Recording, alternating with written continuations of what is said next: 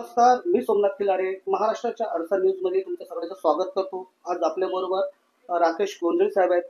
राकेश गोंधळे साहेब, काय सांगाल आपण? नमस्कार, हं, माझं नाव राकेश गोंधली. हं, आज मी आपल्या नावडा वसाहत संदर्भात हं, मुलाखत घेत आहे. का आपल्या नावडा वसाहत मध्ये जे काही कामाचे संदर्भात विषय जे चालले आहेत हं, त्या संदर्भात आज हा प्रस्ताव आपण आयुक्तापर्यंत मांडून या गोष्टीच्या कामकाजाची जी सुरुवात करायची होती हं, ते आज आपण चांगल्या पद्धतीने सुरुवात केलेली आहे. हं, आणि अशा प्रकारचे काम पुढे व्हावा हं, यासाठी आपण स्वतःचे एक कार्यकर्ते म्हणून हं. एक त्यांच्या सहभागी दाखवून आपण काम पूर्णपणे घेत आहोत. कुठल्या प्रकारची कामं?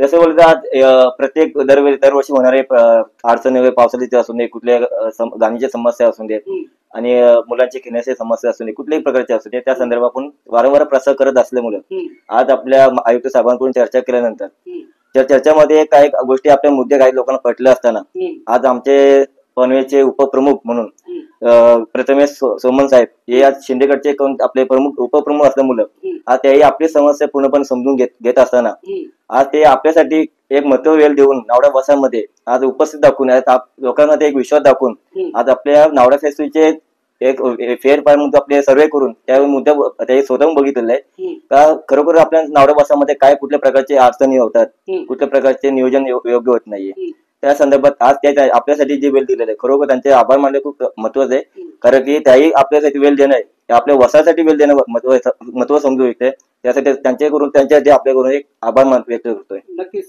प्रथमेश सोमन जे साहेब आहेत, काल येऊन विजिट तुम्हाला दिली नावड्या वसाहतीमध्ये. त्यांना तुम्ही माहिती दिली का? इथं प्रदूषणाचा विषय असो किंवा साफसफाईचा विषय असो? हा, हे सर्व विषय आम्ही प्रस्तावाने मांडले होते पण आणि आम्ही समोरासमोर बसून चर्चा पण केली होती या संदर्भात. हं, प्रस्ताव पूर्णपणे वाचून घेतलेले आहेत, समस्या पण समजून घेतल्यात. हं, म्हणून काल ते स्वतःहून येऊन स्वतःचे पाहणी केलेत आणि त्या स्वतःच्या प्रस्तावामध्ये जे आपण उल्लेख केले होते त्या सर्व गोष्टी समोर दिसून आल्यात. हं, त्या मुद्द्यावर त्याही स्वतःहून त्या गोष्टीमध्ये हं. त्याही मुद्दे मांडलेत त्याच्यावरती मार्गदर्शन केलं आणि त्याच्यावरती खरोखर काही आश्वासन दिल्यात का या गोष्टीसाठी नक्कीच आपण आयुक्त साहेबांकडून चर्चा करून या संदर्भात काहीतरी आपण पाठपुरावा करून घेऊ. नक्कीच तुम्ही काही ना काही तर कार्यक्रम राबवतच असता राकेश सर. आणि त्या आता बघता तुम्ही की आता जी शिंदे गटामध्ये आताची मोठी तर सगळीकडे खळबळ चाललेली आहे की तुम्ही शिंदे गटामध्ये इतर कार्यकर्त्यांना घेऊन तुम्ही तिथं प्रवेश करणार. पण ही गोष्ट खरी आहे का? साहेब तसं जर मी एक सामाजिक कार्यकर्ता तुम्ही पहिल्यांदा तुम्हाला म्हणालो होतो मी एक सामाजिक कार्यकर्ता म्हणून पहिल्यापासून काम करत आलोय. हो. आज मी स्वतःहून कार्यकर्ता म्हणून मला असं वाटतं का इथं काहीतरी माझ्या हातून कुठली गोष्ट चांगली होत असेल नक्की. आणि मला जर पाठपुरासाठी लोकांचे साथ भेटत असेल चांगल्या प्रतिसादमध्ये हं, तर नक्कीच सर्वांचे मी एक सल्ला घेऊन त्यांचे मार्गदर्शन घेऊन हं. या गोष्टी मी नक्की विचार करेन. सामाजिक कार्यकर्त्यांना तुम्हाला अडचणी येतातच पुढे आणि याच्या पुढे आले असतील कदाचित. मग त्यानंतर आपण कोणाला भेट देताय आणि त्या अडचणी कशा दूर करताय? नाही, आतापर्यंत मला कुठल्या प्रकारची अडचण आलेली नाहीये. हा. कारण की इथे कुठल्या गोष्टीच्या अडचणसाठी काम होत नाहीये, सर्व सामाजिक लोकांसाठी काम होतंय. हं, एक सार्वजनिक समस्या जे मांडतो आपण ते सर्व सार्वजनिक लोकांसाठी विचार मांडतोय हं, आणि असं आपलं एक वैयक्तिक विषय आपण मांडत नाहीये. आपण सर्व नावडा फेस्टिवलच्या संदर्भात जे सदस्य अध्यक्ष असतील त्यांच्यासमोर आपण भेटून भेट करून त्यांच्या समोर आपण विषय मांडून सर्व गोष्टी ज्या आहेत अडचणी समजून घ्या आपण त्या विषय मांडून घेत. मला असं वाटत नाही का कुठल्या गोष्टी अडचणी येईल म्हणून. कारण की काम होतं ते सर्वांसाठी होतंय आणि वैयक्तिक कुठलं काम माझ्यासाठी करत नाहीये. आम्ही तुमची धडपड बघितलेली आहे की पावसाळ्यामध्ये जेव्हा कुठे बघताय की रस्त्यावरती कुठं गटार तुंबली असेल किंवा कॉलनीमध्ये कुठे गटार तुंबली असेल तर तुम्ही तिथं ठामपणे उभा राहून ते काम करून घेताय आणि ज्या काय प्रॉब्लेम असेल तुम्ही सॉल्व्ह करायचा नक्कीच प्रयत्न केला साहेब. हा, नक्कीच साहेब. मी तर खूप प्रयत्न केलेले आहेत त्याचा पण पाठपुरावा पण केलेला आहे. हा. पण ज्या प्रकारचा पाठपुरावा जसं हवं होतं तसं झालं नाहीये. हं, मग त्या बोलतात ना का आपण ज्यावेळी स्वतःहून आपण आपली ओळख पालक करून आपली स्वतःची मेहनत दाखवून देत नाही तोपर्यंत आपल्याला कुठलाही सपोर्ट भेटत नाहीये. त्यावरून कुठल्या नगरपालिका असो किंवा हा समस्या म्हणजे काय ही आता जी समस्या नाहीये 2009 ते 8 संदर्भापासून चालू आहे. हं, ज्यावेळी आम्ही स्वतः आम्ही संस्था स्थापन केली होती हं, त्यावेळी पण संस्थामध्ये हा विषय आम्ही वारंवार घेत असताना हं, आपण कॉलनीसाठी वासासाठी आपण सामाजिक काम करूया म्हणून त्यावरून आलेल्या प्रत्येक राजकारण जे मुद्दे आलेले आहे त्यावरून आपण कधी राजकारणामध्ये इंटरेस्ट घेतला नाही, त्या गोष्टींमध्ये विषय मांडला नाही आपण.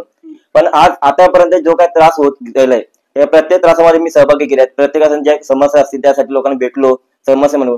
पण आता लोकांची समस्या असं का साहेब तुम्ही काहीतरी करा. हं. तर तुम्ही करतायत आमच्यासाठी करताय तुम्ही स्वतः काहीतरी करा, तुम्ही काहीतरी इंटरेस्ट घ्या, काहीतरी करून द्या मला. नक्कीच. पण त्यासाठी मी आता वारंवार मी सर्वांची समस्या मानून घेतोय. अडचणी असो काही असू दे हा. मी स्वतः उभा राहून करून घेतोय. त्यासाठी मला खूप बरं वाटते का बाबा आज मला सर्व लोकांचा पाठिंबा मिळतो म्हणून. नक्कीच. काय वाटतंय तुम्हाला आता जे नगरसेवकचे इलेक्शनच्या निवडणुका लागणार आहेत, तुम्ही इच्छुक आहात का पुढे सभागृहात जाण्यासाठी? आमचे जसं मी बोलू शकत नाही कारण हे सर्व आमचे वरिष्ठ नेत्यांच्या हातामध्ये हम्म. त्याही जर हा विषय माझ्यापर्यंत येऊ शकेल तर नक्कीच या गोष्टीचा मी विचार करणार. कसा विचार करणार तुम्ही? तर आता समाजसेवा करणार, तुमच्या पाठीमागे भरपूर जनता आहे, मग तुम्हाला नक्कीच मी आता तर सांगायला बोलतो मी आज समाजसेवक म्हणून तो कार्यकर्ता काम करतोय, हा, तोच मी माझा कंटिन्यू करत राहणार. हा. त्या जसं माझा पण वरिष्ठांनी तर संधी दिली तर नक्कीच विचार करणार. नक्कीच विचार करा. इच्छुक आहात आपण? इच्छुक आहे असं वाटतं तुम्हाला? नक्की. मला माझ्या वसाहतच्या लोकांचा विश्वास जर माझ्याकडे असेल हा. तर नक्कीच त्या गोष्टी मी 100% विचार करणार. आता बघता तुम्ही नावडा कॉलनीमध्ये सर्व साफसफाई जी चाललेली आहे, तुम्ही बघताय की तुमच्या असं वाटतं का तुमच्या पण पुढाकाराने नक्कीच थोडंसं जरा सुधारण्यासारखं वाटतं? जसं बोलायला जर गेलो तर नक्की मी माझाच एक बोलत मी ते मेहनत करतोय, हा. ते मेहनतीचा माझा पुरा पाठपुरावा नक्की माझ्याकडून दिसतो हे मी सिद्ध करू शकतोय. नक्की. कारण की इतके दिवस मी स्वतः राहून मी बघितलंय कुठल्या प्रकारचा पाठपुरावा कोणी घेतला नाही, कसं काय केलं नाही. पण आज मी स्वतः आयुक्त साहेबांशी चर्चा केल्यानंतर प्रस्ताव मांडल्यानंतर त्या प्रस्तावाच्या दुसऱ्या दिवशी पण कामाला सुरुवात केली आणि ते प्रस्ताव माझा केल्यामुळे मी स्वतः हक्काने बोलू शकतो का हा माझा प्रस्ताव या चांगल्या प्रकारे मान्य करून कामकाज सुरू केले म्हणून. नक्कीच. तुम्ही काम करून सुद्धा समाजसेवा करताय, थोडीफार अडचण येते का याला? अडचण सध्या तर कोणत्या असं अडचण आली नाही कारण आपण कुठल्या प्रकारचं काम असं करत नाही का कोणाला त्रास होईल, कुठल्या गोष्टीचं कोणाला मनाला लागेल तसं काय कुठल्या प्रकारचं काम नाही. हे सर्व जो काम चालले सार्वजनिक संस्था आणि आपल्या सार्वजनिक विकास जे आपल्या नावडा प्रसाद आहे त्यांच्या लोकांसाठी काम चालू आहे. याच्यामध्ये कुठल्याही राजकारणाचा विषय येत नाहीये, कुठल्या वैयक्तिक विषय येत नाहीये. हे सर्व जो काम झालंय सामाजिक वसाहत म्हणून काम चाललेलं आहे. नक्कीच. पण आता राजकारणाचा विषय येतोय साहेब आपल्याकडे. मी ते तुम्हाला म्हणालो का हे आता वरिष्ठ नेत्यांच्या हातामध्ये हा. त्यांच्याकडून जर आपल्या कुठले जर चांगलं आपलं कामकाज जर बघून आपले समस्या लोकांचे बघून जर मला संधी भेटत तर नक्की त्या गोष्टी विचार करणार. राखी सर, तुम्ही विचार तर नक्कीच करणार आहेत. आता तुमचा काय तर पक्ष प्रवेश 100 कार्यकर्त्याला घेऊन यामध्ये तर तुमची भूमिका ठामच असणार मला तसं वाटतं. हा त्यावर तर नक्कीच मी त्या गोष्टी बोलू शकतो कारण ज्यावेळी माझी भूमिका मी दाखवणार हा. त्यावेळी नक्कीच त्या गोष्टीचा मला जो मान सन्मान भेटणार त्या गोष्टीचा मला एक बोलतात ना एक नागरिक म्हणून एक मला संधी भेटणार. त्या गोष्टी मी मनापासून तो पद स्वीकार करून पुढचं मार्गदर्शन मी चालू ठेवणार. तुमच्या चेहऱ्यावर हसू दिसणे म्हणजे निश्चित असं मला वाटतं. नक्कीच ना. आता एवढा सामाजिक बघ आपले सामान्य लोक आपल्या सोबत आहेत नक्कीच त्या गोष्टी आपल्या सर समाजकार्य करता करताच पुढे एकदम ते